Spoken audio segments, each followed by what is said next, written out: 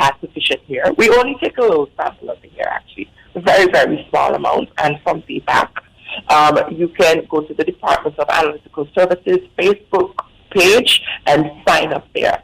And also we have an Instagram page, Analytical Services, ANU, that is our Instagram page. They can sign up to the link on the page or call 462-6281.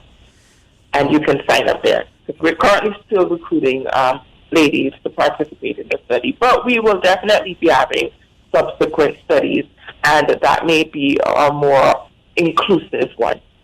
All right. Whenever the time for the men come, I can promise you that I will voluntarily donate, a couple strands of my hair to see, whether mercury has had an impact on me.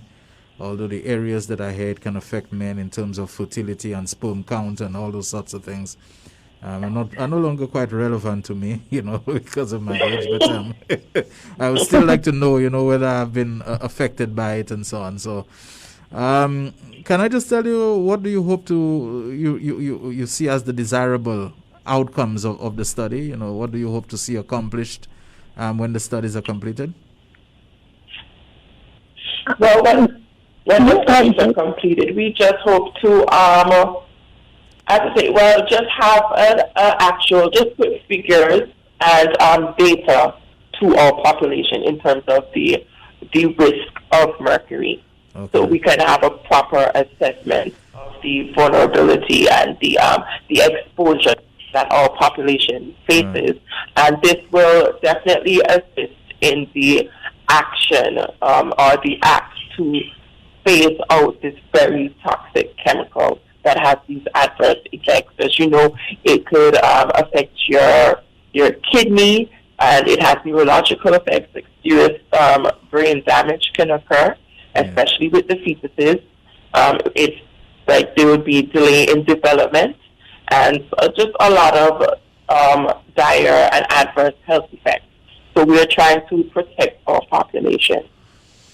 All right. Dr. Bird, the Mercury Phase-Out project will last until October of this year, from what I understand. So when that phase-out project period ends, what will you do to ensure that the awareness, that the message is maintained? And tell us about after that, because although the project will come to an end, but I suppose the importance of what it was meant to address will continue. Well, thank you for the question.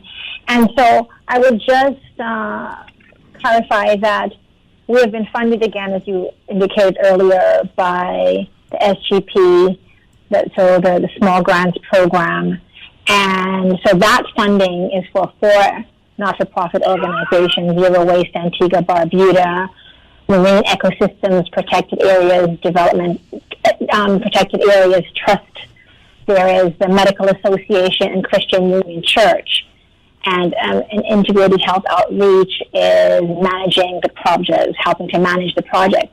So we are a cluster of NGOs committed to environmental well-being and protecting the health of the citizens. So even though our funding will end, we will not be removed from the campaign and advocacy towards protecting the environment. Our work does not discontinue at the end of the funding. However, because of the funding, we can take part in certain specific activities that we are now doing. And so our goal, of course, is there will be, quote unquote, no end as we keep moving forward. And so we will, for instance, we have a website up which you can go to learn more, www.mercuryphaseout.com. That's mercuryphaseout.com. We have our links to our social media there, so there'll always be information on that site. With the campaign with National Solid Waste, those mercury bins, fluorescent light bulb crushing bins will remain in the community, and that will continue as available for proper disposal of mercury in the environment.